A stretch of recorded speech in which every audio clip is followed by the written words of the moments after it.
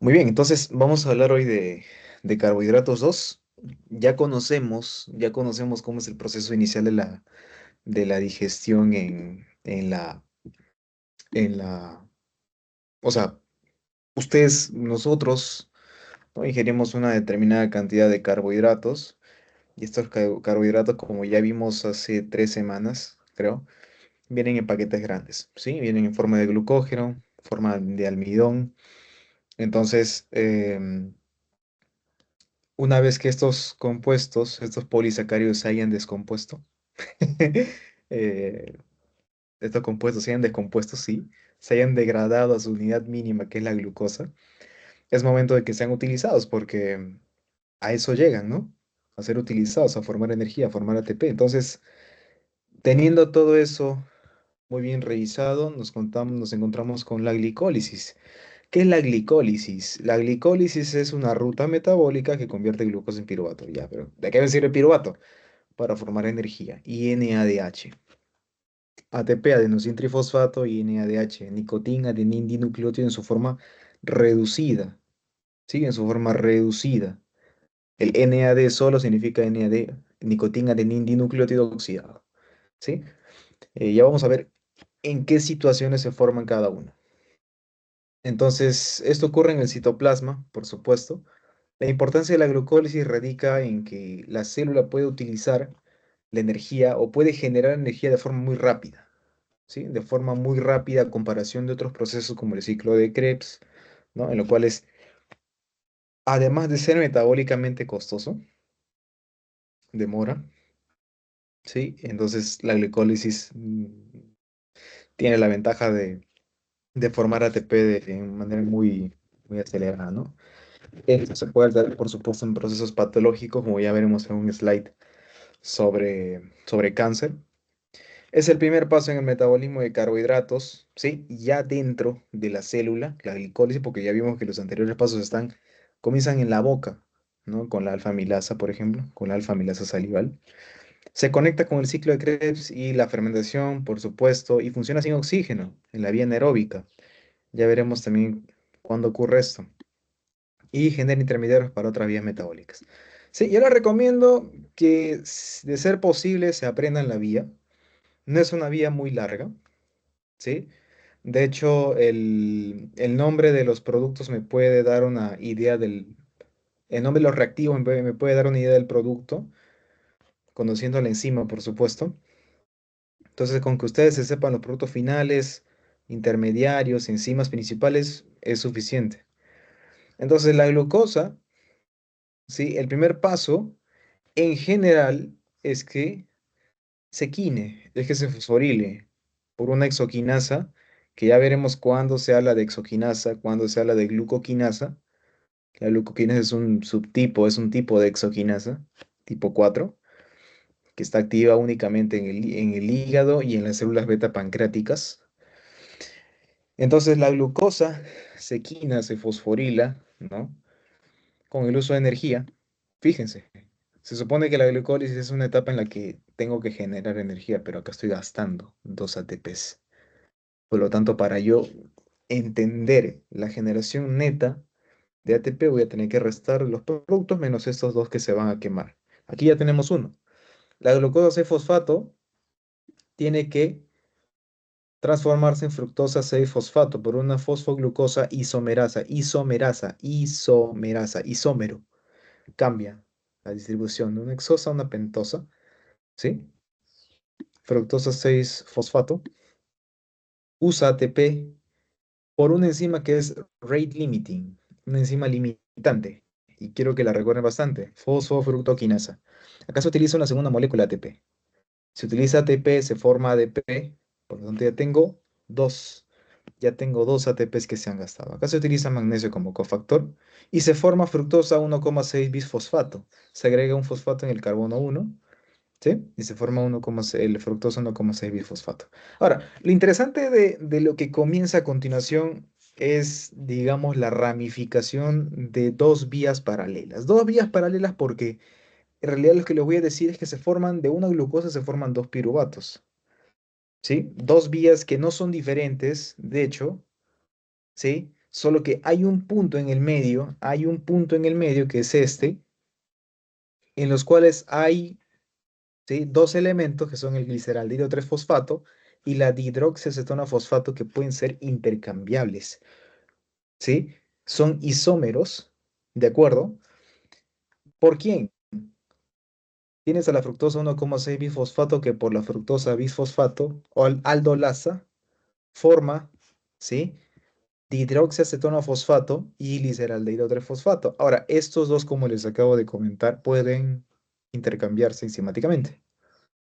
¿De acuerdo?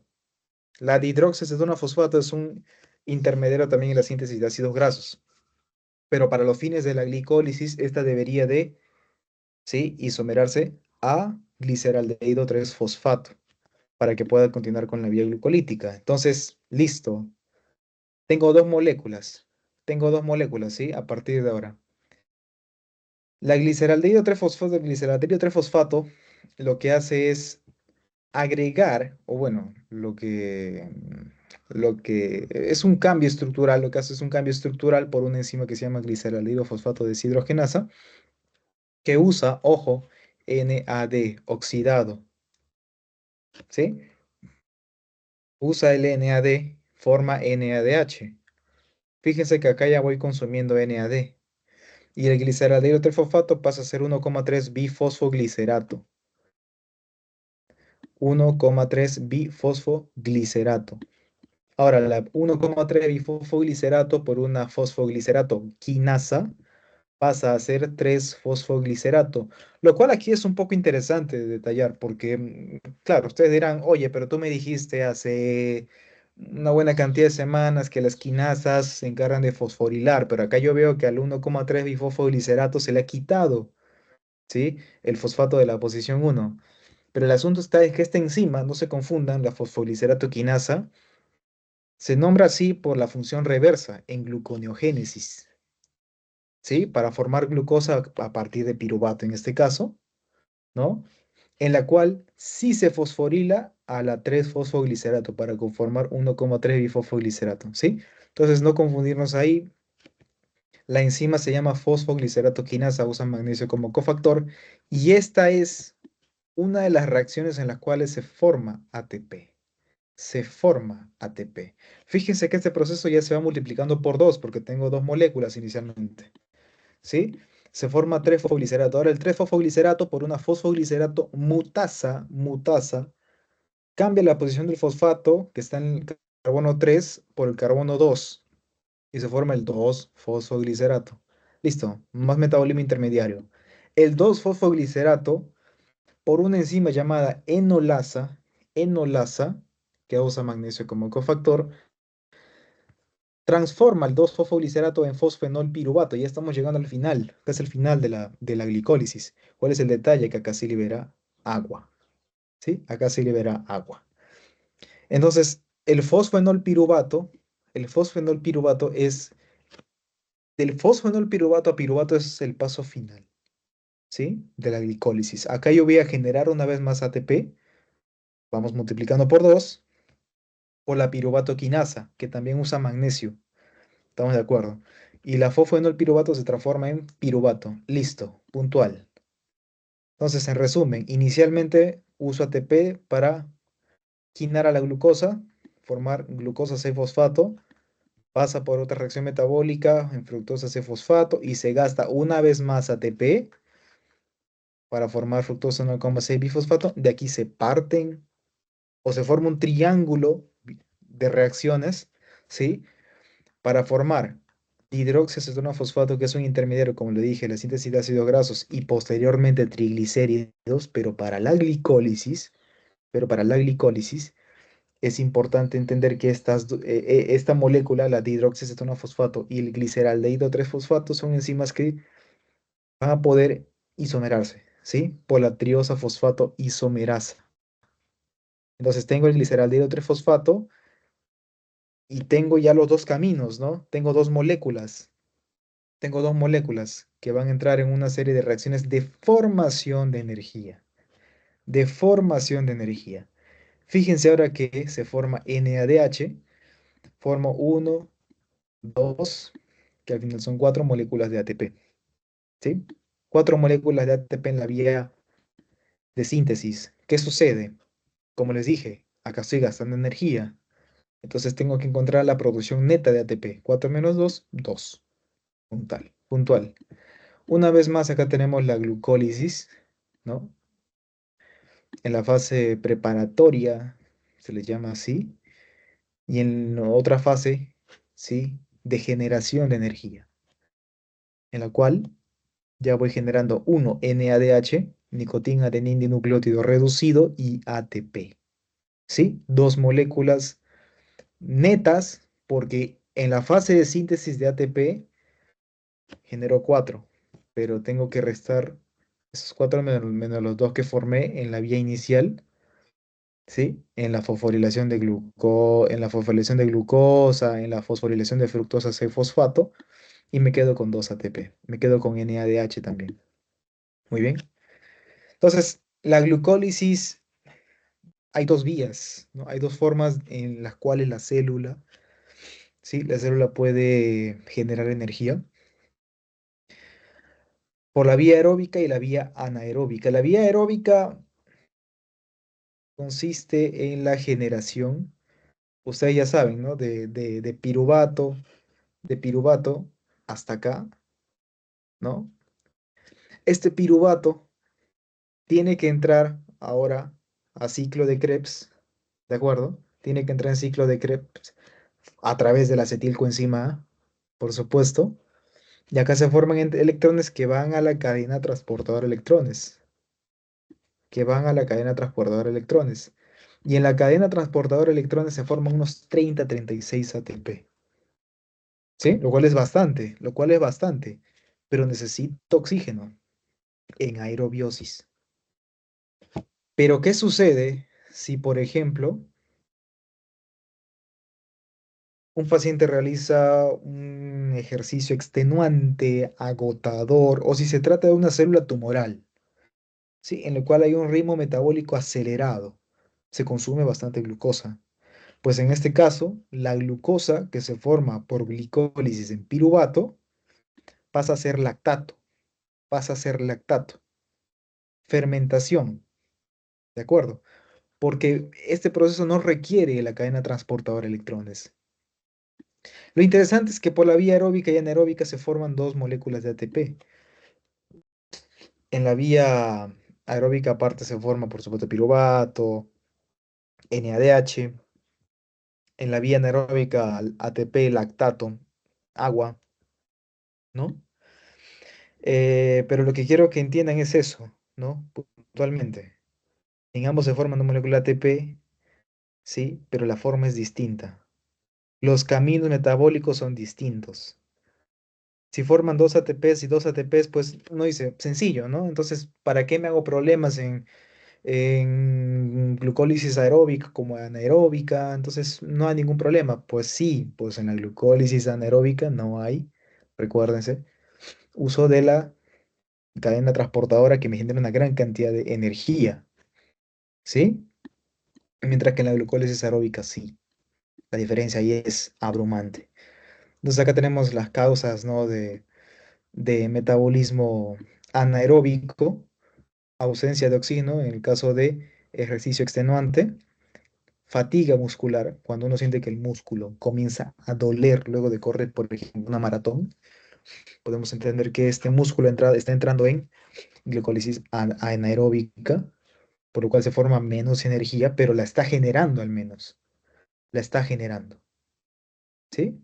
Pero igual se genera los daños, o la sensación, el dolor se genera pues por un mal funcionamiento de la contracción de actina y miocina, porque no tengo más energía, no tengo más energía. ¿De acuerdo? Otra situación es el cáncer, ya veremos qué consiste el efecto Warburg. Condiciones respiratorias, hipoxia crónica, ¿no? Estados de isquemia, ¿no? Me van a causar eh, o van a llevar a la célula a desarrollar un metabolismo anaeróbico. Algunos medicamentos, infecciones, trauma, ¿sí? El alcohol. Una forma de diagnosticar esto es a través de un test que se hace en los hospitales, en los laboratorios, ¿no? Un test se llama LDH, lactato deshidrogenasa, porque es la enzima que forma lactato a partir de piruvato. Se mide la actividad de esta enzima, no es específica. Ojo, lo voy adelantando, no es específica, pero me va dando una idea de una determinada condición. Y para esto, por supuesto, tiene que haber otros exámenes auxiliares, ¿no? Ver si es posible, si hay la disponibilidad de evaluar LDH por isoenzimas, ácido ascórbico, vitamina C, un hemograma completo, ¿no? Para hacer un análisis más detallado. Ahora, vamos a ver ahora las lanzaderas. Las lanzaderas son, en este caso vamos a ver dos mecanismos bien interesantes, que viene a ser la lanzadera de glicerol 3-fosfato, ¿sí? Y la lanzadera malato aspartato. ¿En qué consiste cada uno? Muy bien, en ambos casos lo que se hace es trasladar, bueno, se transfiere NADH al interior de la mitocondria. Y ya tenemos el ADH aquí, el NADH acá. Voy a hacer un zoom. O voy a activar el puntero láser. Sí. Muy bien, entonces tenemos acá el NADH, ¿no? Tenemos el NADH. Tengo dihidroxiacetona fosfato que ha penetrado la membrana mitocondrial externa. Ustedes saben que la mitocondria tiene dos membranas. Una membrana mitocondrial externa en la cual esta dihidroxiacetona fosfato va a pasar a ser glicerol 3-fosfato por la enzima glicerol 3-fosfato deshidrogenasa. El detalle, aquí se consume NADH, se forma NAT, se forma NAD oxidado. Y este glicerol 3-fosfato lo que hace es facilitar la conversión, ¿sí? Del flavín adenín dinucleótido oxidado, FAT, en FAT-H2, flavín adenín dinucleótido reducido, ¿sí? Entonces ya generé FADH. Y este glicerol 3-fosfato se regenera en dihidroxiacetona-fosfato y se repite el ciclo. Listo. Ahora, en el caso de la lanzadera malato-aspartato, la vía comienza teniendo al aspartato que pasa a ser oxalacetato, ¿sí? Usando alfa-cetoglutarato. El oxalacetato consume NADH, formando NAD, y este malato que se genera, ¿de acuerdo? Penetra en la mitocondria, ya está en la matriz mitocondrial, y en la matriz mitocondrial tengo NAD que va a reducirse a NADH y se forma oxalacetato. Se forma oxalacetato. ¿Estamos de acuerdo? Y el oxalacetato en presencia de glutamato forma aspartato. ¿Sí? Entonces vayamos entendiendo ese círculo. ¿Sí? Léanlo con calma, lo van a entender. ¿Sí?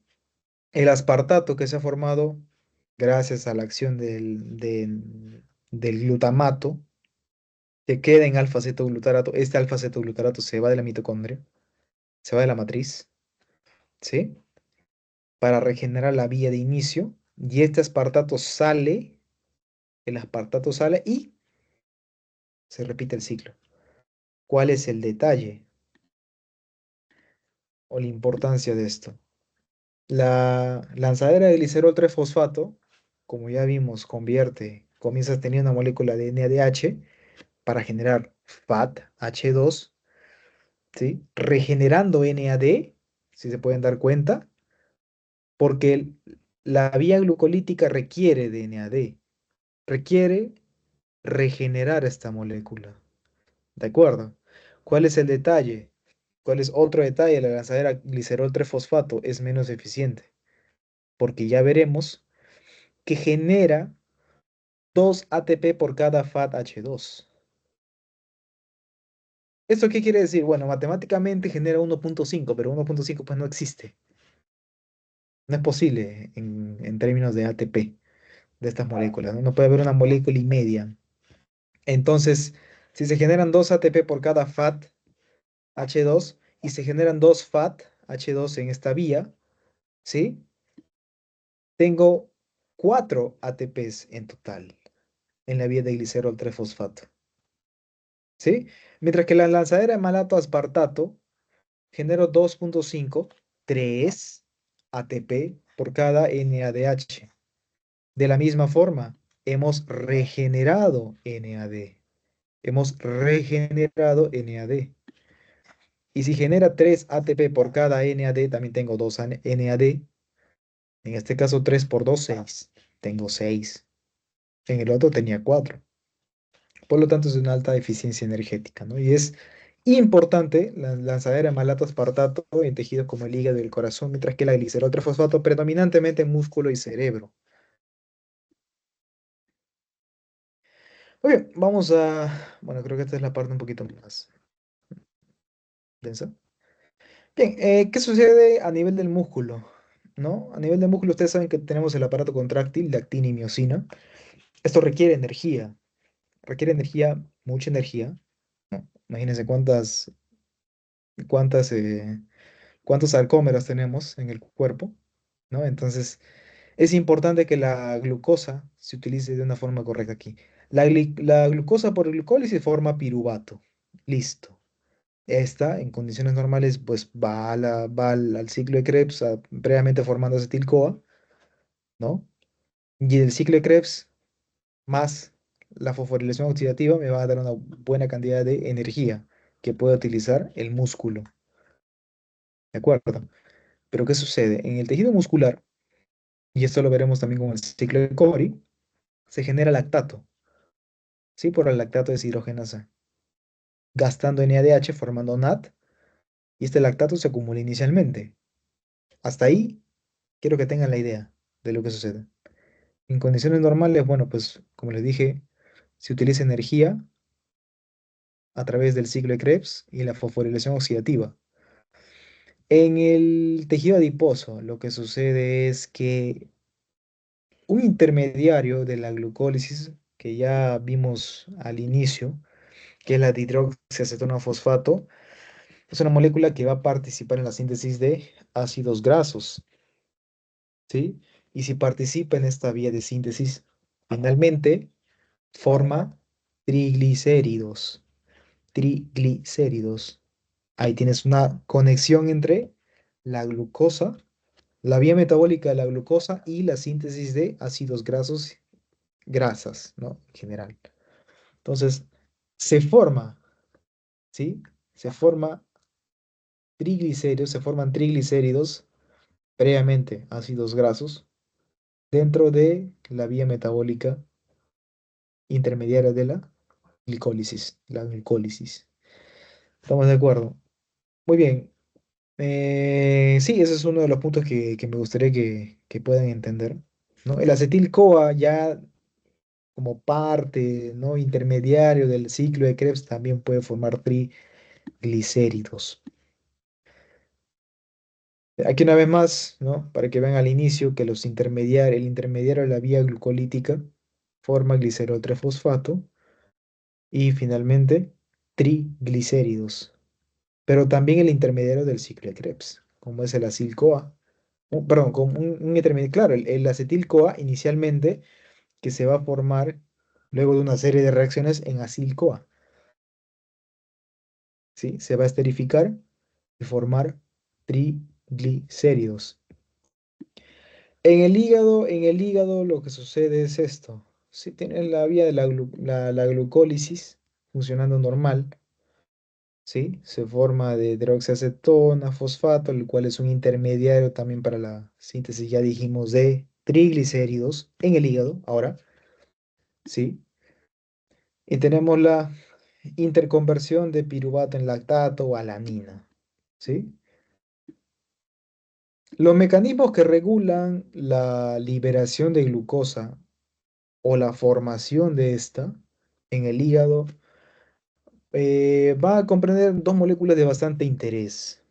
Una, la hermana antagónica de la insulina, que es el glucagón, que lo que hace es precisamente activar una adenilciclasa, ya vimos en la primera o segunda clase creo, para formar AMP cíclico y este AMP cíclico puede activar la proteína quinasa A y esta proteína quinasa A activa la glicógeno fosforilasa.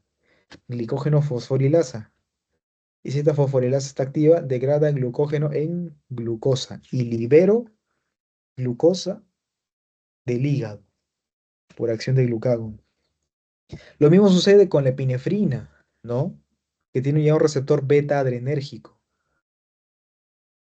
¿Estamos de acuerdo? Entonces, este receptor beta adrenérgico también activa una adenilciclasa para formar AMP cíclico, proteína quinasa A, se activa la glucógeno fosforilasa y se libera glucosa a partir de glucógeno. Lo contrario sucede en este caso con la insulina, ¿no? La insulina lo que hace es activar la glicógeno sintasa, esta es una enzima anabólica, es una enzima anabólica que lo que hace es ramificar, ¿sí? La glucosa, formar glucógeno a partir de glucosa. Y en el hígado, entre el hígado y el músculo, bueno, ya tenemos este ciclo llamado ciclo de Cori. Lo vamos a ver más adelante con bastante detalle. En el cerebro, la glicólisis se desarrolla de una forma normal, por supuesto, ¿no? El cerebro depende de glucosa. Cuando el cerebro pasa una buena tarde, o cuando el cuerpo en realidad pasa una buena cantidad de tiempo sin glucosa, ¿sí? Personas que no comen durante días, el cerebro utiliza cuerpos cetónicos, la vía de rescate de energía, ¿sí? Entonces, bueno, acá ya vimos, ¿no? Lo que sucede en la mitocondria es eso, utilizar el piruvato que entra en, que se forma acetilcoenzima y entra en ciclo de Krebs, se utiliza la energía y bueno, de ahí no hay mucho que destacar, ¿no?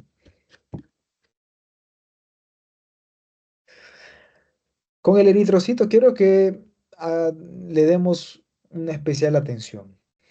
¿Por qué? Porque en el eritrocito, fíjense que va a ocurrir la glicólisis. El nombre de la glicólisis es el ciclo de la vía de Embden-Meyerhof. Esa es la vía de la glucólisis. Vía glucolítica, glucólisis, ciclo de, ¿sí? Embden-Meyerhof, en el cual ya tenemos, ¿se acuerdan del paso? En el cual tenemos estos dos productos intercambiables, dihidroxicetonofosfato, gliceraldehído 3-fosfato, ¿sí? Pues este gliceraldehído 3-fosfato, por la gliceraldehído 3-fosfato deshidrogenasa, se forma 1,3 difosfoglicerato, listo, hasta ahí tenemos la glicólisis funcionando como la conocemos. Sin embargo, en el eritrocito ocurre algo muy interesante.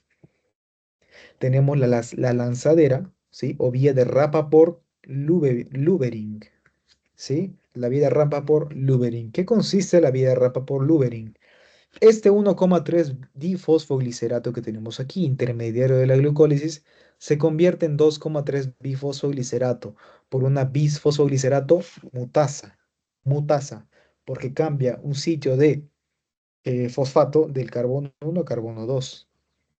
¿Sí? Y este 2,3 bifosfoglicerato está ahí de intermediario. ¿Qué sucede? Este 2,3 bifosfoglicerato por una fosfatasa se forma en 3-fosfoglicerato, continúa la glicólisis, pero ya tengo el 2,3 bifosfoglicerato formado. ¿Y para qué me sirve este 2,3 fosfoglicerato? ¿Para qué le sirve al eritrocito? Fíjense que acá tenemos la curva de disociación de oxígeno y hemoglobina. Esto es algo que ustedes van a estudiar bastante en fisiología y lo van a llevar, lo van a entender, va a ser su pan de cada día en neumología, ¿no? En neumología, cuando vean medicina de altura. ¿Qué sucede con la disociación de oxígeno y hemoglobina? Fíjense que tenemos una curva, ¿sí? Una curva, y al lado izquierdo tenemos una desviación izquierda, y al lado derecho una desviación derecha. En ambas situaciones hablamos de afinidad del oxígeno por la hemoglobina. Pero ¿qué sucede en el caso de una desviación izquierda? En el caso de una desviación izquierda, cuando la curva se va acercando al eje, ¿sí? Al eje, bueno, a la línea vertical, ¿sí? Que me habla de saturación de hemoglobina, eso quiere decir que hay un aumento de la afinidad por el oxígeno. La hemoglobina está muy unida al oxígeno. Hay una gran afinidad de la hemoglobina por el oxígeno. ¿Y qué sucede? Estos parámetros nosotros los medimos. Ustedes lo miden en un análisis de gases arteriales, que eso va a ser típico cuando roten medicina interna, neumología, ¿no? Un AGA. Y en un AGA, para los que ya lo escucharon, que es un AGA, análisis de gases arteriales, en este examen lo que yo hago es eso, medir CO2, mido 2,3 bifosfoglicerato, también mide, es un parámetro que se mide, mido el pH, mido la saturación de oxígeno, entre otros parámetros más, iones, electrolitos. Pero para los fines de bioquímica lo que me interesa es conocer qué es lo que sucede con el 2,3 bisfosfoglicerато. El 2,3 bisfosfoglicerато, ¿sí? Que es intermediario de la vía Rappaport-Lövering en la glucólisis, sirve como un, ¿cómo le puedo decir? Es como es una molécula que lo que hace es fijarse o no a la hemoglobina. Fijarse o no a la hemoglobina dependiendo de la circunstancia. Por lo cual ustedes pueden ver que cuando la hemoglobina tiene una alta afinidad por el oxígeno, los valores de 2,3 bifosfoglicerato bajan, porque la hemoglobina está bien pegada al oxígeno. En condiciones en las que baja la temperatura, baja la saturación de CO2, la presión de CO2, bajan los hidrogeniones, ¿no? Tenemos una alta afinidad del oxígeno hacia la hemoglobina. Por lo tanto, una desviación izquierda, alta afinidad. ¿Qué sucede a la derecha? La afinidad baja, la afinidad por el oxígeno baja. Y por lo tanto, los valores de 2,3 bifosfoglicerato aumentan. ¿Por qué? Porque si tengo 2,3 bifosfoglicerato elevado, este va a poder fijarse a la mayor cantidad de hemoglobina que está ahí circulando y esta hemoglobina no va a poder captar el oxígeno y el oxígeno se va a poder entregar a los tejidos. Por eso hablamos de una desviación derecha. ¿En qué situaciones? En las que aumenta la presión de CO2, aumentan la cantidad de hidrogeniones, es decir, baja el pH como en una acidosis, en un estado de acidemia, ¿no? Hay un aumento de 2,3 bifosfoglicerato y en situaciones en las que aumenta la temperatura. A la derecha solo para poder, para recordar, ¿no? Que acá tenemos la formación de 2,3 bifosfoglicerato, ¿no? Y fíjense que la glicólisis es una vía en la cual se generan intermediarios para la síntesis de nucleótidos también, como ya vimos bueno, hace dos clases, ¿no? En la formación de nucleótidos, de purinas, pirimidinas, para la elaboración de DNA, RNA, también en la formación de DNA de pH, para la biosíntesis de ácidos grasos, colesterol, detoxificación de reacciones, que ya veremos más adelante en la vía de las pentosas, función antioxidante, etcétera. Ahora, la glucólisis es una vía que por supuesto tiene que regularse, ¿no? La célula es muy inteligente. Y aquí recordamos el concepto de inhibición alostérica, ¿no? En el caso de la glucólisis tenemos tres enzimas principales que van a tener bastante valor cuando hablemos de regulación de esta vía metabólica. Exoquinasa, fosfofructoquinasa 1, en este caso, fosfofructoquinasa 1, y la piruvatoquinasa, enzima que finaliza la glicólisis. Entonces, la exoquinasa ya sabemos para qué funciona, ¿no? Quina a la glucosa y la transforma en glucosa 6-fosfato. Ahora, creo interesante que me gustaría que no olviden, qué pregunta de examen, ojo, que tenemos exoquinasas, tenemos varios tipos de exoquinasas. Tenemos uno, 2, 3 y 4. Las primeras tres, ¿sí? Los primeros tres subtipos de exoquinasa se encuentran en la mayoría de los tejidos.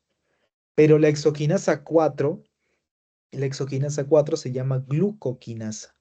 Glucoquinasa. Y se encuentra en el hígado y en las células beta del páncreas.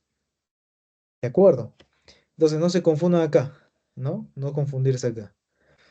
Em, La glucoquinasa o exoquinasa 4 se encuentra en el hígado o células beta pancreáticas de los islotes de Langerhans. ¿Y qué es lo interesante? Fíjense en la parte final. ¿Cuál es influenciada por la insulina? La glucoquinasa. ¿Sí? La glucoquinasa. ¿Cuál es el producto que inhibe la actividad de la glucoquinasa? La fructosa 6-fosfato. Y la que inhibe la actividad de la exoquinasa, la glucosa 6-fosfato. Glucosa 6-fosfato. Diferencias puntuales, pero muy importantes, ¿no? Entonces, fíjense lo que se dice acá, ¿no? A altas concentraciones de glucosa, la glucoquinasa ayuda a guardar glucosa en el hígado, ¿sí? Y la deficiencia de esta enzima, de la glucoquinasa, es una causa de la diabetes de inicio temprano en el joven, las famosas enfermedades Moody, también diabetes gestacional. Son causas de, una de las causas de, ¿no? Porque hay otras más. La exogenasa secuestra glucosa en los tejidos donde se usa, incluso cuando las concentraciones de glucosa son bajas. ¿Sí? Exoquinasa. La glucosa 6-fosfato inhibe a los tres subtipos de exoquinasa, mientras que no a la glucoquinasa. ¿Sí? La glucoquinasa, a esta la inhibe la fructosa 6-fosfato. Es independiente, es rebelde, es especial. La segunda enzima rate limiting es la fosfofructoquinasa 1, con bastantes activadores y bastantes inhibidores, ¿no? Esta mide la formación, ustedes ya saben, ¿no? De 1,3 eh, fructosa 1,6 fosfato, ¿no? Y la fosfofructoquinasa tiene activadores y tiene inhibidores, como dijo. ¿Quiénes la activan? El AMP y la fructosa 2,6 bifosfato. Productos, ¿sí? Productos. ¿Y quiénes la inhiben? La formación de energía, el bajo pH o el citrato. ¿Por qué? Fíjese en el mapa que está en el gráfico que se encuentra aquí. El citrato, si se dan cuenta, es un producto de la vía metabólica de la glucólisis, ¿no? Y el citrato, como es producto, inhibe. Y el ATP también es producto, ¿de acuerdo? Es producto, entonces inhibe la fosfofructoquinasa. ¿Quiénes la activan? AMP, fructosa 2,6 bifosfato, porque no está en esa vía. No está en esa vía. ¿Sí? No son productos. ¿Qué sucede con la fructosa 1,6 bifosfatasa? Bueno, ¿no? Estas son enzimas intercambiables, ¿no? De la fructosa 6-fosfato se forma fructosa 1,6 bifosfato, pero este producto para desfosforilar se usa la fructosa 2,1, la fructosa 1,6 bifosfatasa, ¿no? Y se inhibe por AMP, fructosa 2,6 bifosfato. Listo. Punto bastante importante en estados en los que el paciente ingiere alimentos y en los que no. Es decir, cuando hablemos de la regulación de la fructosa 2,6 bisfosfato, tenemos que entender el concepto de estado postprandial y estado de ayuno. Estado postprandial y estado de ayuno. ¿De acuerdo? Aquí van a intervenir dos enzimas. Fíjense, tenemos al lado derecho la glicólisis, ¿sí? Tenemos la glicólisis. Tenemos al lado izquierdo la gluconeogénesis, formación de nueva glucosa. Y tenemos en el medio a la fructosa C-fosfato. Y la fructosa C-fosfato es intermediario, ¿no? Es un punto, un denominador común para la actuación de dos enzimas. Que de hecho uno dice, ¿son dos enzimas? No, son la misma enzima. Solo que actúan dependiendo de la situación en la que se encuentren, dependiendo de la necesidad de la célula. Por ejemplo, en el caso de ayuno, en el caso de La persona no ha comido todo el día, quizás, ¿sí? Pues el cuerpo necesita energía, necesita glucosa. Por lo tanto, se estimula la síntesis de glucagón, que ya vimos activa una proteína quinasa por la AMP cíclico, y se activa la fructosa, ¿sí? 2,6 la fructosa bifosfatasa 2, fructosa bifosfatasa 2, para generar fructosa 6 fosfato en, para generar fructosa 2,6 bifosfato en fructosa 6 fosfato. ¿Hacia dónde? Hacia la izquierda, hacia la gluconeogénesis. Mientras que en estados postprandiales, en los cuales el paciente ingirió alimentos, ¿sí? Ustedes saben que cuando uno ingiere alimentos tenemos un pico de insulina. Tenemos un pico de insulina que inhibe la actividad de la endociclasa, se forma menos AMP cíclico, disminuye la actividad de la proteína quinasa A y se inhibe la actividad de la fructosa bisfosfatasa 2, pero se estimula su otra, digamos, su otra forma de actuar de esta enzima, que es una fosfofructoquinasa 2. ¿Para qué? Para que la fructosa C-fosfato, ¿de acuerdo? Que se ha generado por glicólisis, pase a ser fructosa 2,6 bifosfato. Y esta fructosa 2,6 bifosfato activa la fosfofructoquinasa 1, ¿sí? Inhibe, ¿de acuerdo? A la fructosa bifosfatasa 2, se inhibe la glicólisis y se activa se activa la glicólisis y se inhibe la gluconeogénesis. ¿De acuerdo? En situaciones postprandiales. Entonces, repasando, ¿no? Fructosa bifosfatasa 2 y fosfofructoquinasa 1 son una misma enzima, solo que dependiendo de en qué situación se encuentre, en ayuno o en un estado postprandial, van a trabajar de diferente forma. Cuando el paciente está en ayuno, el cuerpo necesita energía. Se activa el glucagón, AMP cíclico, hay actividad de la proteína quinasa A y se activa la proteína, la enzima bifosfatasa 2, que lo que hace es convertir fructosa 2,6 bisfosfato en fructosa 6-fosfato que va a entrar en gluconeogénesis. Forma glucosa. Mientras que cuando el paciente ha ingerido alimentos, se encuentra en un estado postprandial, esta enzima deja de ser fructosa bifosfatasa 2 para ser fosfofructoquinasa 2 y quina a la fructosa C-fosfato en fructosa 2,6 bifosfato y esta activa a la fosfofructoquinasa 1 enzima rate limiting para que entre en glicólisis, ¿no? Y a la par se inhibe la gluconeogénesis. Ahora, la última enzima que vamos a revisar en cuanto a regulación es eh, la piruvato quinasa. Ustedes saben que esta es la enzima final en la vía metabólica, en la vía glicolítica, ¿no? Convierte fosfenol piruvato en piruvato. ¿Quiénes la activan? La activa la AMP, la fructosa 1,6 bifosfato y la inhibe el ATP y la acetilcoenzima A y la alanina. ¿Qué es lo interesante? Cuando tengo, fíjese, acá tenemos insulina y glucagón, ¿sí? Dos hormonas de bastante importancia, como ya hablamos recién, en estado postprandial, en estado de ayuno, ¿no? Cuando tenemos una alta secreción de insulina por una elevación de glucosa, se activa la piruvatoquinasa para entrar en glicólisis.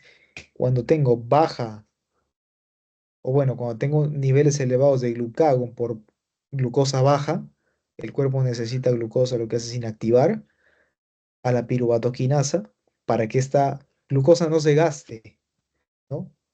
Más bien se forme glucosa por gluconeogénesis, ¿no? Entonces, eso es lo importante. Tengo niveles elevados de insulina, se activa la piruvatoquinasa, quito el grupo fosfato, porque el grupo fosfato en este caso lo que hace es mantener a la enzima inactiva, y una vez que se activa forma piruvato, a partir de fosfenolpiruvato. Si tengo niveles elevados de glucagón por una caída en los niveles de glucosa en sangre, Se inactiva la enzima porque no quiero gastar, ¿sí? No quiero gastar metabolitos, no quiero formar piruvato, no quiero gastar. Entonces inhibo la enzima y no se lleva a cabo la formación de piruvato. Lo interesante con la con la piruvato quinasa es que hay una enfermedad que se llama deficiencia de piruvato quinasa, que es una causa de anemia hemolítica. Es una anemia, es una causa de anemia hemolítica. Porque en este caso los glóbulos rojos no pueden generar energía, no pueden generar ATP como deben, ¿sí? Como deberían más bien. Entonces hay un daño osmótico, ¿sí? La membrana se lisa porque inestable, es una membrana inestable, ¿de acuerdo? Susceptible a daño oxidativo, se hemoliza y en el paciente se va a ver eso. ¿Cómo uno puede identificar una causa o bueno, una manifestación clínica de hemólisis? Es la ictericia, ¿no? La ictericia, la coloración, pigmentación amarillenta de los tejidos, membranas, en este caso, en la deficiencia de piruvato quinasa por la hemólisis de los eritrocitos que liberan esta hemoglobina, ¿no? Esta hemoglobina que va a entrar en metabolismo y formar bilirrubina, ¿no? Bilirrubina. En los pacientes jóvenes, que es en quienes más se presenta esta entidad, deficiencia de piruvato quinasa, si son muy jóvenes, recién nacidos, pueden llegar a desarrollar kernicterus, ¿no? Que es un daño en el cerebro por la acumulación de bilirrubina. Entonces bastante serio esta condición, ¿no? Deficiencia de piruvato quinasa. ¿Qué sucede en el cáncer? Quizás esto no lo vayan a ver en su clase, pero me interesa que lo conozcan. En condiciones normales tienes una vía glucolítica en la cual, ¿no? La piruvato quinasa M1, que es un subtipo, convierte fosfonolpiruvato en piruvato. Y lo importante aquí es que este piruvato va a entrar en ciclo de Krebs, previa conversión de acetilcoenzima. ¿De acuerdo? Entonces, utiliza la energía que se genera en el ciclo de Krebs, los electrones pasan a la cadena la de cadena oxidativa, a fosforilación oxidativa, ¿no? A la cadena respiratoria, ¿de acuerdo? Y se genera una buena cantidad de moléculas de ATP, de 30 a 36. ¿Estamos de acuerdo? La actividad de la lactato deshidrogenasa para formar lactato es baja, ¿sí? Es baja. Por lo cual, fíjense, la fosforilación oxidativa me puede generar 36 moléculas de ATP por glucosa, mientras que la vía anaeróbica, 2 nada más, como ya revisamos a inicio de la clase. Pero en una célula cancerosa vamos a presenciar el efecto Warburg. El efecto Warburg, ¿sí? ¿En qué consiste el efecto Warburg? Una célula cancerosa es una célula en descontrol. Es una célula que se está replicando constantemente y por lo tanto necesita acelerar su metabolismo, necesita consumir bastante glucosa, porque si no, no puede funcionar. No tiene de dónde obtener energía. Entonces, este metabolismo se acelera, primero que nada, por una isoenzima de la hexoquinasa, ¿no? Que forma glucosa 6-fosfato, luego ribosa 5-fosfato, que inicialmente aumenta la síntesis de ácidos nucleicos, lo cual de por sí es favorable para la célula cancerosa. Se desarrolla la glicólisis y fíjense, tengo el fosfenolpiruvato y tengo otra enzima que es la piruvato quinasa M2. Y esta enzima trabaja de una forma acelerada en comparación con la proteína quinasa M1. Y lo que sucede en la célula cancerosa es bastante peculiar. ¿En qué sentido? En la célula cancerosa tengo un metabolismo acelerado. Y en la célula cancerosa es rebelde, no le interesa utilizar la mitocondria.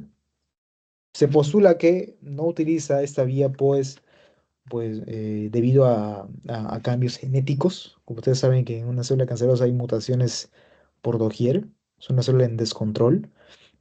Se alteran las proteínas de la mitocondria y por tanto esta vía se bloquea. Y el piruvato tiene que acceder al metabolismo anaerobio. Tiene que acceder al metabolismo anaerobio, formando lactato por una por un subtipo de la LDH, de la lactato deshidrogenasa. Entra en metabolismo anaerobio, ¿de acuerdo? Entra en metabolismo anaerobio. Y bueno, aparte de la célula cancerosa, utiliza glutamina, ¿no? Degrada la glutamina para formar energía. Pero fíjense cuáles son los cambios, ¿no? Tengo una actividad elevada de una determinada cantidad de enzimas. Efecto Warburg. Efecto Warburg, ¿no? El ciclo de Cori me explica el intercambio, ¿no? O bueno, la recirculación de moléculas entre hígado, torrente sanguíneo y el músculo. ¿Qué sucede? Vamos al músculo. En el músculo tengo glucosa, ¿sí? Que la circulación dejó en la célula. La glucosa entra en glicólisis, se genera ATP, tengo dos moléculas de piruvato. Y el piruvato, por una lactato deshidrogenasa, forma lactato. Listo. Ahora, al músculo no le interesa en realidad, o sea, lactato. Por lo tanto, este lactato tiene que ser entregado a la circulación. Se entrega lactato, se entrega dos lactato, y el lactato ingresa por la vena porta, llega al hígado, y el lactato lo que hace es, por una lactato deshidrogenasa también, formar piruvato, utilizando NAD para formar NADH, y este piruvato entra en gluconeogénesis. Entra en gluconeogénesis para regenerar glucosa en el hígado. Tengo glucosa. Ahora esta glucosa nuevamente puede pasar a la circulación, repartir sistémicamente sus unidades, ¿de acuerdo? Y en el caso del músculo, la glucosa nuevamente se forma piruvato, usa la energía, el piruvato pasa a ser lactato, pero al músculo no le interesa el lactato, le entrega la sangre, el lactato sale, llega al hígado, en el hígado el lactato se convierte en piruvato y así sucesivamente. Se forma piruvato, entra en gluconeogénesis y de nuevamente glucosa. Listo. Esa es la importancia del ciclo de Cori. Tengo una recirculación de lactato, piruvato, ¿no? Lactato, piruvato, glucosa, dependiendo de la necesidad, ¿de acuerdo? Del órgano. En el caso del hígado, por supuesto, tengo glucosa para repartir a los órganos, ¿no? Libero glucosa, formo glucosa por gluconeogénesis y por glucogenólisis, pero también esta glucosa puede ramificarse y formar glucógeno. Al lado derecho tenemos las facetas, digamos, del piruvato, ¿no? Del piruvato. El piruvato es una molécula que, fíjense, no es que únicamente va a entrar en ciclo de Krebs, ¿de acuerdo? En ciclo de Krebs, a partir de acetilcoenzima A, y ya está. Como ya vimos, participa en la función en la formación del lactato por la vía anaeróbica, que usa una lactato deshidrogenasa con consumo de NADH. Pero también el piruvato, ¿sí? Puede entrar en gluconeogénesis para formar fosfenolpiruvato y luego aguas arriba llegar a formar glucosa. El piruvato puede participar de una reacción de transaminación para formar la alanina. Y el piruvato, por una piruvato carboxilasa, puede formar oxalacetato. Por una piruvato deshidrogenasa puede formar acetilcoenzima, que ya sabemos que funciona en el ciclo de Krebs. El piruvato, por una piruvato de carboxilasa, puede formar acetaldehído y etanol, consecuentemente, por la aldehído deshidrogenasa. Entonces, fíjense las múltiples funciones del piruvato. Vaya importante intermediario que es. Nuevamente, para recordar, ¿no? ¿Qué sucede con el piruvato y lactato? Fermentación, ¿no? Fermentación. Tengo la glucosa, se forma glucosa c fosfato, se forma el piruvato y para lactato deshidrogenasa se forma lactato, ácido láctico. ¿Sí? Ya sabemos para qué es la lactato deshidrogenasa, ¿no? Un marcador no específico, por eso necesito, si es posible, identificar las isoenzimas que me pueden dar pista de que algo puede estar pasando en el organismo, dependiendo de su presentación clínica, por supuesto, y exámenes auxiliares. La glucosa y la insulina tienen un ritmo circadiano durante el día. Fíjense, supongamos que uno toma desayuno eso de las 7:30 de la mañana, 8. Entonces, si yo tengo un pico de glucosa, ¿sí? Porque he ingerido alimentos, tengo un pico de glucosa. Y si hay un pico de glucosa, esa glucosa tiene que regularse por la insulina. Tengo pico de glucosa y luego tengo pico de insulina, ¿sí? Para regular los niveles de esta. Con el paso de la mañana, estos niveles descienden, suben, oscilan, ¿no? Llega el almuerzo y una vez más ingiero alimentos. Ingiero alimentos. Y si ingiero alimentos, aumenta la glucosa y para contrarrestar esta elevación, se eleva la insulina. En la noche, lo mismo. Pero ¿qué sucedería en un paciente diabético? Un paciente diabético, imagínense, ¿no? Imagínense que este paciente diabético, digamos, come mañana, tarde y noche. Entonces yo tendría un pico así de glucosa durante la mañana, durante la tarde, ¿de acuerdo? De forma continua. E inicialmente los valores de insulina también elevándose para tratar de contrarrestar esa cantidad de glucosa que hay en sangre. Pero cuando ha alcanzado un punto límite en el cual la insulina, por cambios moleculares en el sustrato, en el receptor de insulina, la insulina ya no va a poder actuar, ya no va a poder actuar, ¿sí? Contrarrestando la glucosa y se genera ya la diabetes mellitus tipo 2, resistencia a la insulina, diabetes mellitus tipo 2, luego, ¿no?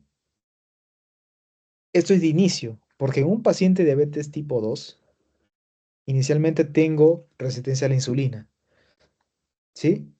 Ante los niveles elevados de glucosa, la insulina ya no puede trabajar, ya no puede activar el mecanismo de señalización para que la glucosa entre a la célula. Pero posteriormente en un paciente diabético hay un daño de la célula beta.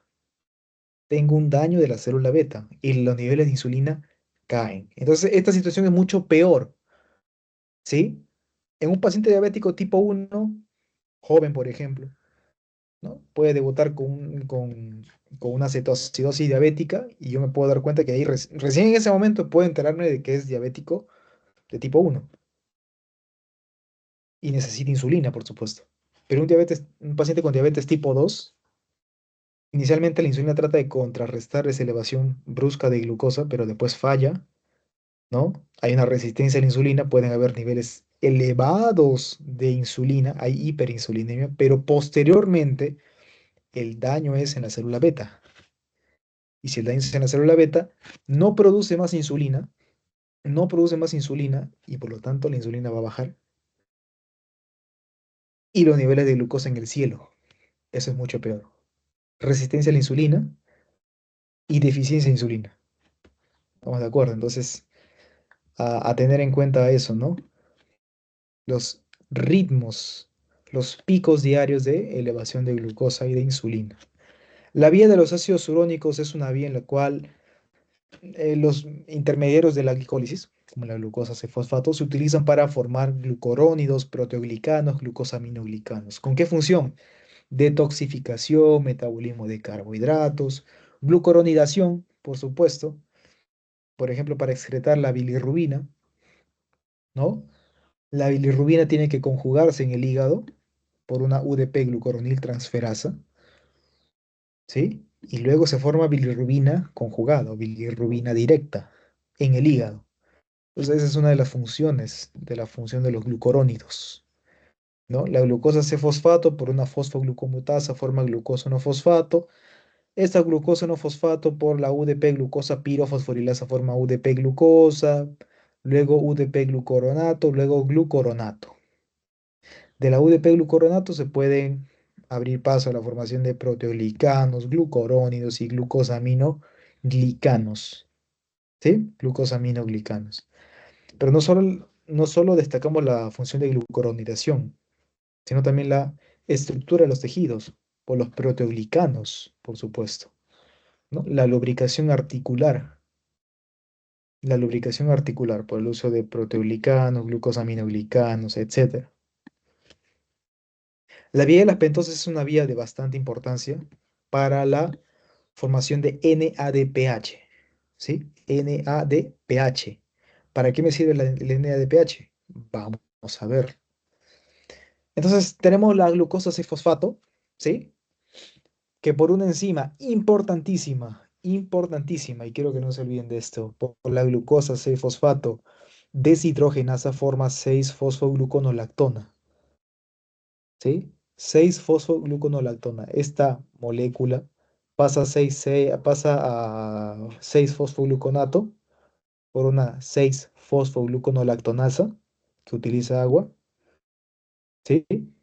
Y la 6-fosfogluconato por una deshidrogenasa forma, una vez más, NADPH. Fíjense que en la reacción de la glucosa 6-fosfato deshidrogenasa se usa NADP para formar NADPH. Y en la última reacción de 6-fosfogluconato en ribulosa 5-fosfato se utiliza una vez más NADP para formar NADPH. Resumen, tengo NADPH formado. Tengo dos moléculas de NADPH. Nicotina adenin dinucleótido fosfato reducido. ¿De acuerdo? Nuevamente, ¿qué es lo importante de esto? Hay una entidad que se llama deficiencia de glucosa 6-fosfato deshidrogenasa, de esta enzima que vimos al inicio. En la deficiencia de glucosa 6-fosfato deshidrogenasa, fíjense, para entender la enfermedad tenemos que entender su vía metabólica. La glucosa 6-fosfato deshidrogenasa ya dijimos que convierte la glucosa 6-fosfato en 6-fosfogluconolactona, formando NADPH. Y este NADPH es crítico, es elemental para la glutatión reductasa. Para la glutatión reductasa. ¿Qué es lo que hace esta enzima? Fíjense acá donde dice GSSG, esto quiere decir glutatión oxidado. Glutatión oxidado. Y la glutatión reductasa lo que hace es eso, reducir a la glutatión oxidada y formar glutatión reducido. El glutatión reducido puede ser usado ¿por quién? Por la glutatión peroxidasa, ¿sí? Para descomponer peróxido de hidrógeno en agua. Y de esta forma me libro del estrés oxidativo. Me libro del estrés oxidativo. Entonces, puntual.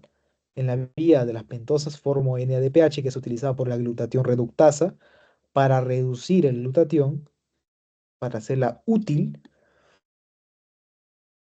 ante la glutatión peroxidasa, que puede usar el glutatión reducido para descomponer peróxido de hidrógeno en agua, ¿no? De esta forma evito el daño oxidativo por especies reactivas de oxígeno. Y en la deficiencia de glucosa 6-fosfato deshidrogenasa, esta enzima falla. Esta enzima no está. Entonces, no se forma NADPH, no hay la formación de glutatión reducido. Por lo tanto, el eritrocito queda libre, queda vulnerable al daño oxidativo. Ergo, hemólisis.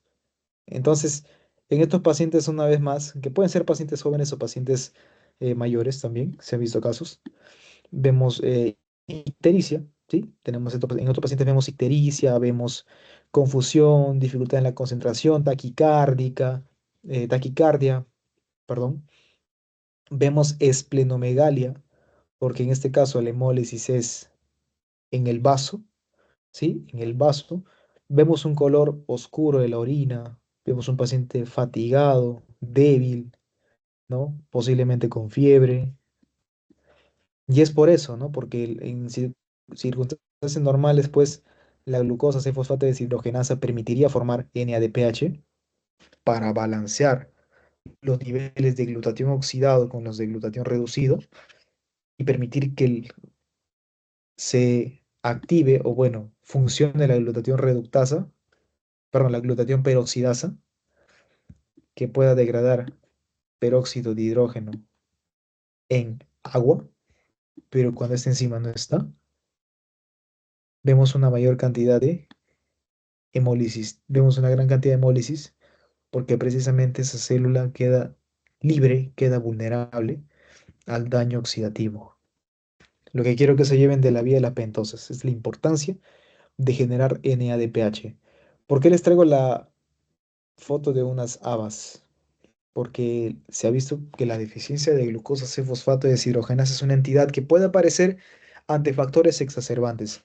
¿En qué sentido? Infecciones, uso de fármacos como los antipalúdicos, como las sulfas, ¿no? Las sulfonamidas, pero también el consumo de habas, en inglés faba beans, ¿no?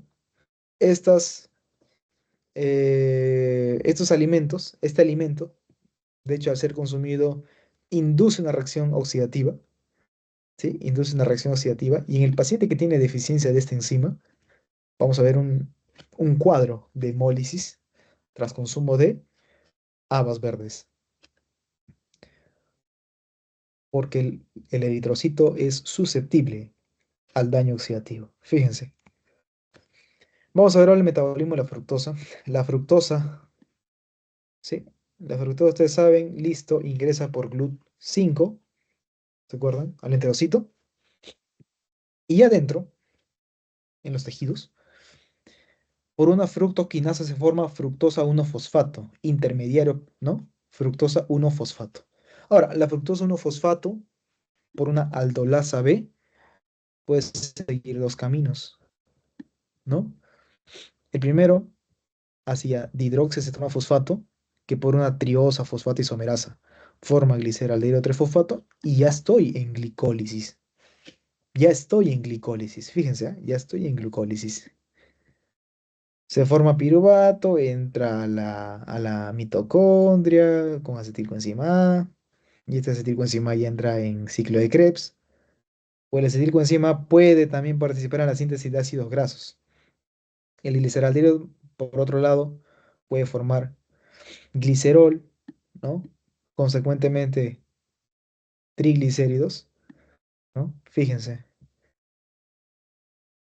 son caminos que puede seguir la, la fructosa, ¿no? Se incorpora a la glicólisis o también participa en la síntesis de grasa.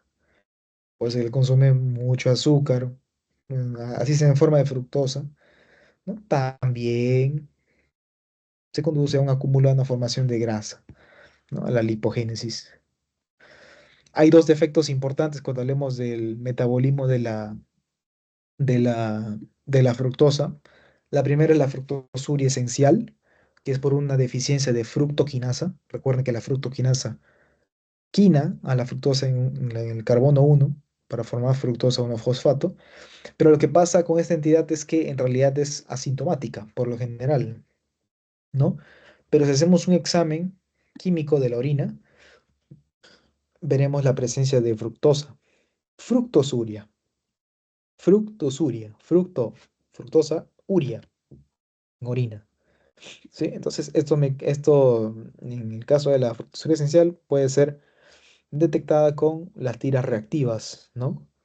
O las tiras reactivas.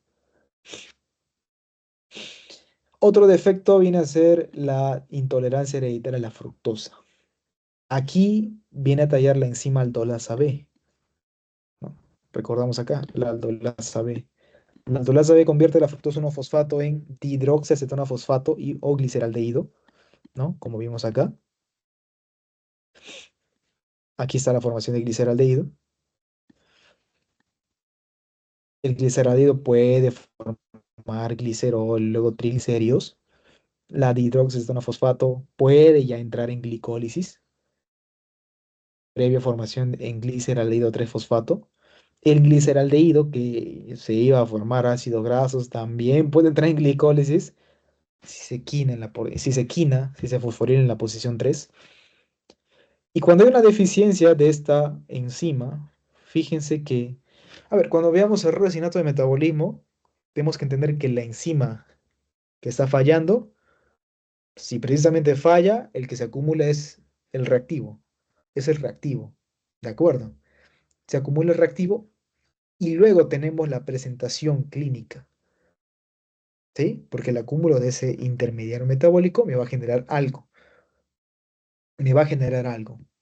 En la fructosuria esencial puede ser asintomático, pero tengo fructosa en orina y también en sangre, ¿no? Y también en sangre, porque si están en la orina, tiene que haber estado en la sangre. En la intolerancia hereditaria a la glucosa falla la aldolasa B. Falla la aldolasa B. Tengo un acúmulo de fructosa 1-fosfato. ¿De acuerdo? Por lo tanto, se inhibe la glucogenólisis y la gluconeogénesis. Se inhibe, por supuesto. Y en estos pacientes sí vemos clínica. Sí vemos clínica. Después de haber consumido algún tipo de jugo de fruta, algún dulce, ¿no? Que contenga fructosa, ¿de acuerdo? Vamos a ver hipoglicemia, ictericia. Pueden estos pacientes desarrollar cirrosis, vómitos, ¿no? Después del consumo de alimentos ricos en fructosa. De la misma forma puede ser detectado con la tira reactiva, ¿no? En orina, ¿no? Y el tratamiento consiste, por supuesto, en reducir el consumo de fructosa, sacarosa, ya que la sacarosa es glucosa más fructosa, ¿no? Y sorbitol. El sorbitol es un intermediario que puede metabolizarse a fructosa. Entonces, ahí tienen el metabolismo de la fructosa. La galactosa por una galactoquinasa forma galactosa 1-fosfato, consume energía.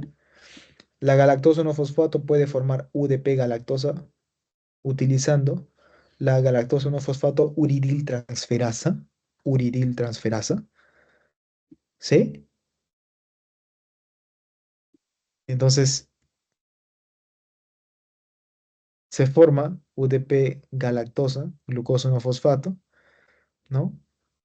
Ahí tenemos a la UDP galactosa 4 epimerasa, que es la enzima que lo que hace es balancear eh, dos intermediarios, ¿no?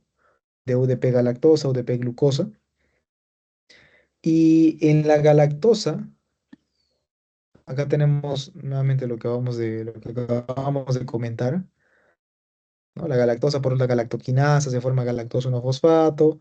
La galactosa 1-fosfato por una uridil transferasa formaba aquí en glucosa 1-fosfato. En este proceso la UDP glucosa pasa a ser UDP galactosa, aquí está, que puede ser regenerado por la 4 epimerasa. Y la glucosa 1-fosfato puede entrar en glicólisis o gluconeogénesis, o glicogénesis, perdón, glicogénesis. Sí, en el caso de las dos entidades en las cuales hay errores mm, minato del metabolismo de la galactosa, tenemos dos principalmente, la deficiencia de galactoquinasa y la galactosemia clásica. En la deficiencia de galactoquinasa vemos un daño precisamente, una deficiencia de esta enzima, galactoquinasa. ¿Qué hace la galactoquinasa? Fosforila la galactosa en galactosa 1-fosfato. ¿Sí? Y fíjense que la galactosa puede seguir otro camino por la aldosa reductasa para formar galactilol. Y este galactilol se acumula, ¿no? Si el paciente consume galactosa. Y es interesante porque es relativamente benigno, ¿no? Es relativamente benigno la deficiencia de galactoquinasa. Puede aparecer galactosa en sangre, por supuesto, ¿sí? Puede aparecer galactosa en orina. Se pueden formar cataratas en los infantes, ¿no? Mientras que la galactosemia clásica hay hay un daño en la galactosa 1-fosfato uridil transferasa, en la galactosa 1-fosfato uridil transferasa, por lo cual se acumulan metabolitos tóxicos como el galactilol, que ya lo vimos recientemente. Entonces, si el recién nacido, el infante, se está alimentando con leche materna o leche de fórmula, puede desarrollar defectos del desarrollo, eh, ictericia, hepatomegalia, cataratas por el acúmulo de galactilol, ¿sí? Se acumula en el ojo, trastorno de función intelectual, ¿no? Y son susceptibles, de hecho, a la infección por Escherichia coli. La dieta, por supuesto, eliminar la galactosa y la lactosa de los alimentos. Bien, la formación de lactosa es así, ¿no? Tenemos la glucosa 1-fosfato. Inicialmente había glucosa, por supuesto. La glucosa 1-fosfato por la UDP glucosa pirofosforilasa forma UDP glucosa y la UDP glucosa tiene que formar UDP galactosa por la UDP galactosa 4 epimerasa. ¿Sí? Estas vías ustedes léanlas en casa con tranquilidad. ¿Sí? Y la UDP galactosa por una lactosa sintasa forma lactosa, utilizando una molécula de glucosa. Cuando hay una deficiencia de esta enzima, cuando hay una deficiencia de esta enzima, ya tenemos paciente con deficiencia de lactasa, ¿no? Pacientes intolerantes a la lactosa, porque no pueden digerir la lactasa, ¿no? Esta enzima, pues, participa en el borde cepillo, ¿sí? Del intestino, ¿no? Para digerir la lactosa en glucosa y galactosa. Pero fíjense en esta imagen histológica, vemos un borde aplanado, el borde cepillo. Vemos un borde aplanado. Este paciente, pues, si le hacemos un examen bioquímico, vamos a ver una deficiencia de esta enzima, ¿no? Y la aparición clínica puede depender, dependiendo si se trata de una deficiencia de lactosa primaria, ¿no? Debido a la caída o de la actividad de esta enzima luego de la infancia, ¿no? Que es frecuente en personas de Asia, África, descendientes de nativos americanos. O puede ser secundaria, pérdida de el borde en cepillo, como ya les dije a continuación, como les dije hace un rato, ¿no? Debido a una infección por un rotavirus, una gastroenteritis por un rotavirus, enfermedades autoinmunes, ¿no? Primaria y secundaria. También tenemos la deficiencia congénita de lactasa, debido a un error genético, ¿no? Y hay diversos tests que pueden servir, ¿no? Para, para evaluar la deficiencia de esta enzima. El paciente pues va a estar con gases, flatulencias, ¿no? Diarrea osmótica, porque la lactosa no se ha digerido. Y lo importante aquí es eh, evitar el consumo, por supuesto, de alimentos ricos en lactosa o la ingesta de lactasa exógena, por supuesto, ¿no? Leche libre de lactosa, dependiendo. Ya estamos por terminar la clase. Creo que este es el último slide. Sí, es el último. ¿Qué sucede con el ciclo de Krebs? El ciclo de Krebs ya vimos de qué se trata el ciclo de Krebs. El ciclo de Krebs es la vía de los ácidos tricarboxílicos. Popularmente ciclo de Krebs. Acá ustedes pueden escuchar el rap de ciclo de Krebs, para que se memoricen los pasos, no hay ningún problema. No es que en el examen les vayan a preguntar cuál es la enzima que cataliza la formación de succinilcobensuccinato. Lo que quiero que entiendan de esta vía es que el piruvato que se formó en la glicólisis penetra en la mitocondria, se forma acetilcoenzima A por la piruvato deshidrogenasa y la acetilcoenzima A, ¿sí? Con el oxalacetato por la enzima citrato sintasa se forma citrato. Listo. Una vez que se forma citrato por una conitasa, se deshidrata y forma cisaconitato. Aquí se agrega agua y por la conitasa se forma isocitrato. Isocitrato, fíjese que acá ya consumimos un NAD, se libera NADH, se libera CO2 de la respiración, ¿sí? Por la isocitrato de deshidrogenasa se forma alfa-cetoglutarato. El alfa-cetoglutarato consume una vez más NAD, se libera una molécula más de CO2 y por la alfa-cetoglutarato de deshidrogenasa se forma succinilcoenzima A. La succinilcoenzima, fíjense que ya me va a generar energía en forma de GTP, ¿sí? En forma de GTP, luego de formar succinato por la succinilcoacintetasa, el succinato usa FAD para reducirse en FADH2, formar fumarato Y el fumarato por una fumarasa se agrega agua, se forma malato y el malato por la malato deshidrogenasa regenera NADH, ¿sí? Y se forma oxalacetato y se cierra el ciclo. Se cierra el ciclo.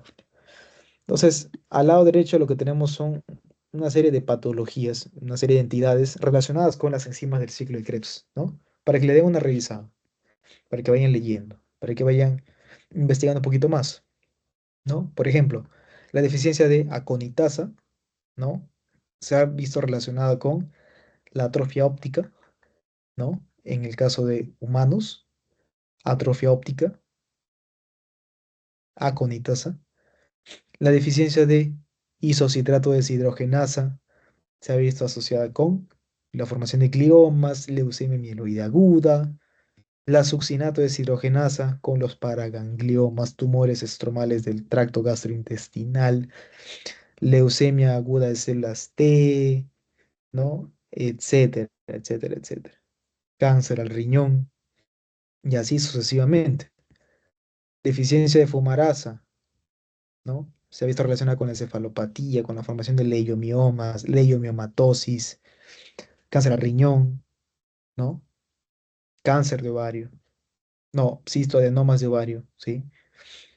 Cáncer de mama y así sucesivamente. Y así sucesivamente, ¿no? Defectos del ciclo de Krebs. Estamos acabando y me gustaría, pues, como siempre, como es de costumbre, desarrollar algunas preguntas con ustedes. ¿Cuál es la principal función de la glicólisis en el metabolismo celular? A. Oxidar ácido graso para obtener energía. B. Convertir piruvato en lactato bajo condiciones aeróbicas. C. Degradar glucosa para generar ATP NADH. D. Suministrar acetil-CoA para la síntesis de ácidos grasos.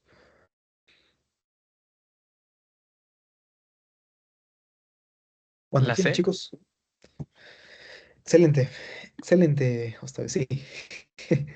Degradar glucosa para generar ATP y NADH. Recordemos que aquí, no quiero que se olviden, inicialmente en la glicólisis se queman dos moléculas de ATP.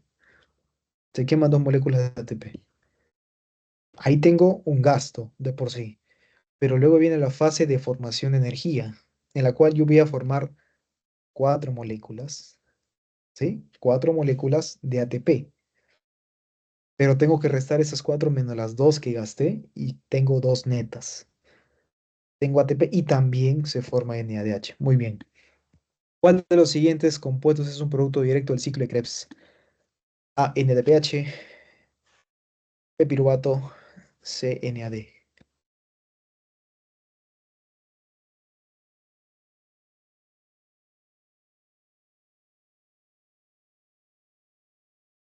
¿Fue una trampa? Listo, ya les di la trampa.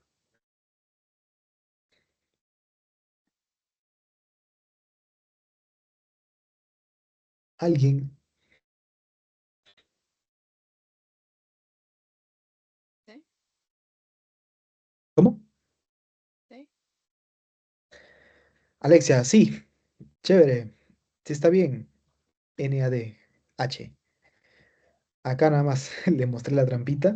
Sí, acá se forma. Mira, de hecho hay dos reacciones. Tres reacciones en las cuales se forma NADH. Cuando paso a isocitrato alfa-cetoglutarato, de esta molécula succinilcoenzima A se forma NADH. Y al final, ¿no? De malato a oxalacetato también se genera NADH.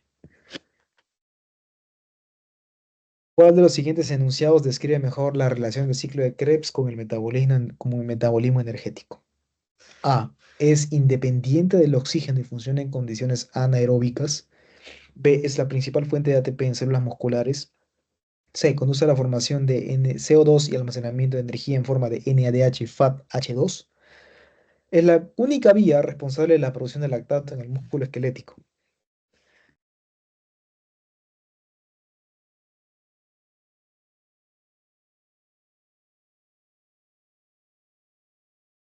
La C. Excelente, excelente, Grace. Sí, Grace habló, ¿no? Sí, es ella. Sí. Sí, sí. Ok, Grace, sí, está genial. Es la C, ¿no? No es, bueno, es independiente de oxígeno, por supuesto que no. ¿no? Funciona en condiciones anaeróbicas, al contrario. Como dijimos, las células que son cancerosas, ¿no? Requieren, por supuesto, de la vía anaeróbica, porque no pueden utilizar la vía ciclo de Krebs y forman lactato. La ciclo de Krebs requiere de electrones, ¿sí? De electrones. Estos electrones que se forman se van a la cadena transportadora y forman energía. Y forman energía, ¿no? Requiere oxígeno y funciona en condiciones aeróbicas. ¿Es la principal fuente de ATP en las células musculares? No, no es la principal vía. Vemos que, como se dijo al inicio, de hecho, el ciclo de Krebs es un proceso complejo, ¿no? Y las células musculares, por supuesto, son células que están en constante activación metabólica. Requieren energía constantemente para que se fije la actina y miocina. Por lo tanto, utilizo las formas de glicólisis, fosforilación a nivel de sustrato con la fosforilación oxidativa, ¿no? Porque esas formas me dan mucha energía, me dan bastante energía, especialmente la fosforilación oxidativa, ¿no? Conduce a la formación de CO2 y almacenamiento de energía, por supuesto. Acá está, ¿no? Se almacena en NADH, se forma FATH2 y se libera dióxido de carbono de la respiración. De hecho, es el dióxido de carbono que estamos expulsando ahora mismo. Finalmente, de la primera parte de estas preguntas, indique el enunciado correcto. 1. La glucoquinasa se sintetiza preferencialmente en el cerebro.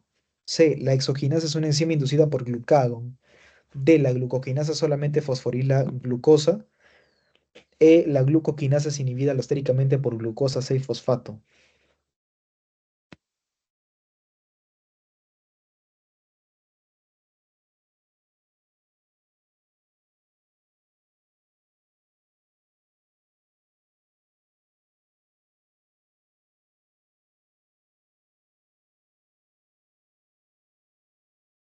La D. ¿La D? La D, la glucoquinasa solamente fosforila glucosa. Genial, genial, genial.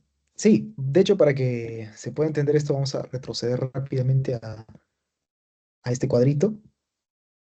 Recuerden que la glucoquinasa, ¿sí? La glucoquinasa, a ver, denme un momento, quiero mover esto. Sí, tenemos dos enzimas que participan en la vía glucolítica dependiendo del tejido. No olvidar, glucoquinasa, hígado, células beta del páncreas. Exoquinasa, a mayor parte de los tejidos, excepto los dos que acabo de mencionar para glucoquinasa. ¿Quién actúa bajo condiciones, o bueno, en quién la insulina tiene influencia? La glucoquinasa, la glucoquinasa. ¿Y cuál es el producto que inhibe la función de cada una de estas? En el caso de la glucoquinasa, la fructosa 6-fosfato, y en el caso de la glucosa 6-fosfato, la exoquinasa. ¿Sí? No olvidarse de eso. Glucoquinasa, que es lo mismo que exoquinasa 4, ¿no? Las demás 1, 2 y 3, bueno, ya actúan en diferentes tejidos. Finalmente, me gustaría acabar con estos dos. Me gustaría la participación activa en estos dos últimos casos, que son tipo caso clínico. Léanlo con tranquilidad. Tenemos, creo que 10 minutos, ¿sí? Para que no sea tan largo, para poder desarrollar estos casitos, ¿sí? Porque lo que me interesa es eso, al final. Que ustedes entiendan bioquímica y no solamente lo estudiamos desde el punto de vista puntual, ¿no? Una serie de moléculas, no, sino que entendamos cómo esto puede ser aplicado clínicamente, porque es aplicado clínicamente. Una niña de 3 años es llevada al hospital con antecedentes de dolor abdominal severo, vómitos y letargo después de consumir frutos y productos endulzados con jarabe de maíz. ¿Sí? Hasta ustedes ya van recolectando datos importantes. ¿Sí? Los síntomas comenzaron pocas horas después de la ingesta. La historia clínica revela que la niña ha tenido episodios similares, pero los síntomas se resolvían parcialmente sin tratamiento específico. Esta paciente refiere hipoglicemia, niveles elevados de fructosa no fosfato en suero y evidencia del daño hepático. ¿Sí? ¿Cuál de los siguientes hallazgos es más probable en la entidad sospechada en el paciente? Primero, me gustaría entender con estos datos clínicos a ustedes a qué les suena, a qué entidad. No tengan miedo, suelten lo que tengan.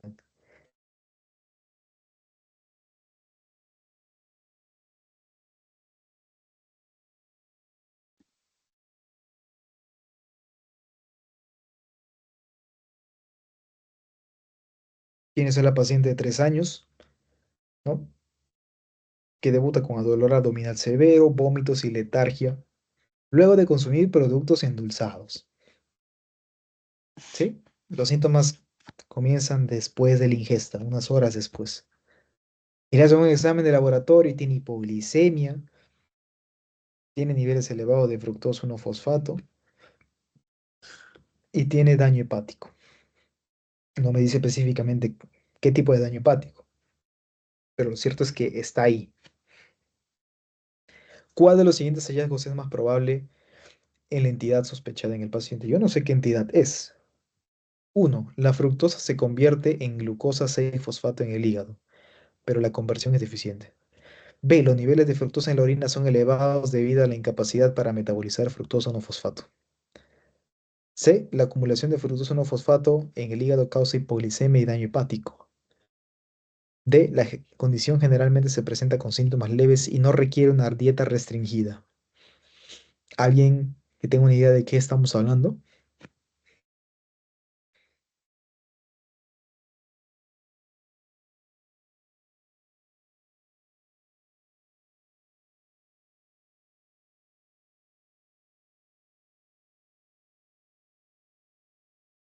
Si no sabes cómo se llama la entidad, al menos dime, no sé, me suena que es esta, más o menos. Esta es una pregunta tipo USMLE Step 1. Creo que ya les dije eso. Es una pregunta tipo Step 1, ¿no? Para la residencia de Estados Unidos. Me gustan estas preguntas porque realmente nos hacen pensar en bioquímica. Les doy una pista, ya, y de esta ustedes tienen que elegir. Cuando hablamos del metabolismo de la fructosa, teníamos dos entidades bastante estudiadas, bastante conocidas, que una viene a ser la fructosuria esencial y la siguiente viene a ser la intolerancia hereditaria de la fructosa. Entonces, ¿quién me dice cuál de las dos es? La intolerancia hereditaria, ¿no? Excelente, Grace, excelente. Cuéntame, ¿por qué crees que es esta?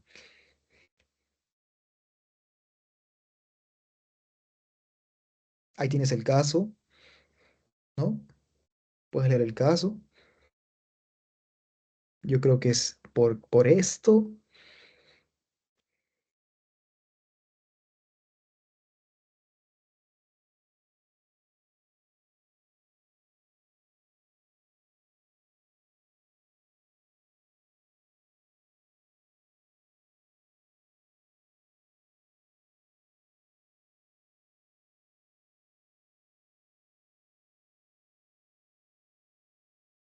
Si no hay una respuesta clara, no se preocupen.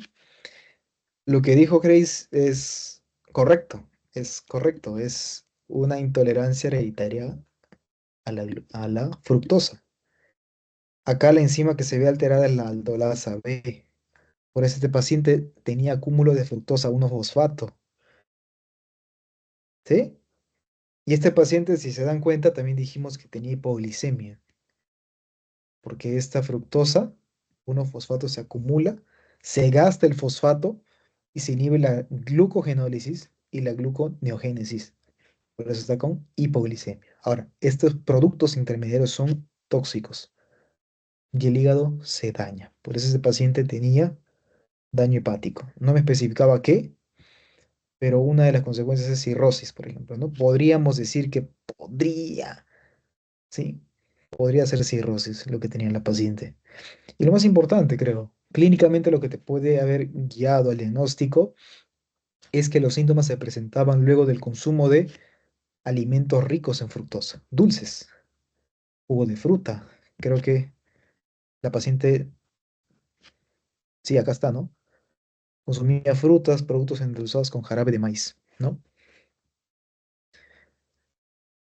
Mientras que la otra entidad es la fructosura esencial, que como les dije es benigna, pero podemos detectar niveles de fructosa en la orina y en la sangre, ¿sí? Fructosuria esencial. Pero en este caso es intolerancia hereditaria a la glucosa.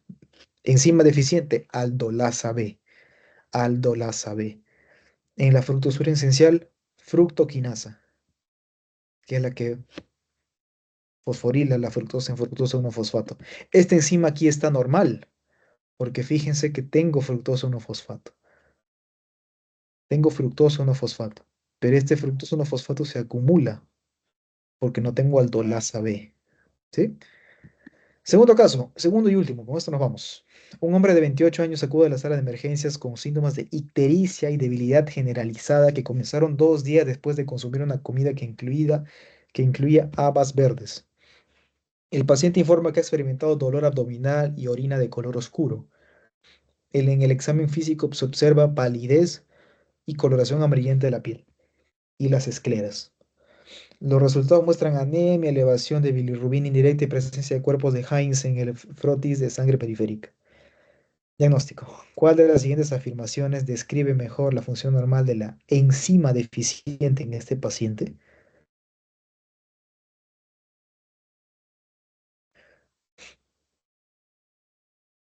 Comenzamos.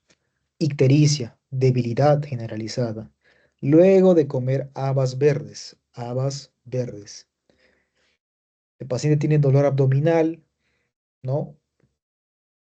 Tiene su coluria, ¿no? El paciente está orinando de color oscuro. Al examen físico, palidez ictericia, ¿no? Y en el laboratorio se muestra anemia, elevación de bilirrubina y presencia de cuerpos de Heinz en el frotis de sangre periférica. Una pepa nada más. Los cuerpos de Heinz son cuerpos basófilos, ¿sí? Que se ven en los eritrocitos en el frotis de sangre periférica, que corresponden a hemoglobina irreversiblemente desnaturalizada, que no sirve, ¿sí? Por un daño, yo no sé cuál, ¿sí? Les daría muchas pistas. ¿Cuál de las siguientes afirmaciones describe mejor la función normal de la enzima deficiente? A. Conversión de glucosa a glucosa 6-fosfato. B. Reducción de NADPH a NADP a NADPH. C. Fosforilación de fructosa en fructosa no fosfato. Conversión de piruvato acetilcoenzima. E. Descomposición de fructosa 1-fosfato a gliceraldehído. Alguien que tenga algo, una idea o que se le venga a la cabeza, alguien que tenga una idea chiquitita, digan todo lo que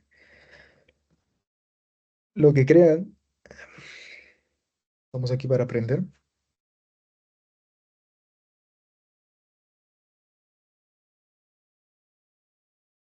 Podría ser por la deficiencia de la glucosa 6-fosfato deshidrogenasa que dijiste que es parte de la vía de las glucosas. 20, Grace, 20. De hecho, sí, sí. Efectivamente, es muy probable que este paciente tenga una deficiencia de glucosa 6-fosfato deshidrogenasa. Recuerden que esta enzima lo que hace es, sí, formar 6-fosfogluconolactona y en ese paso, ¿sí? En ese paso se genera NADPH. Se genera NADPH.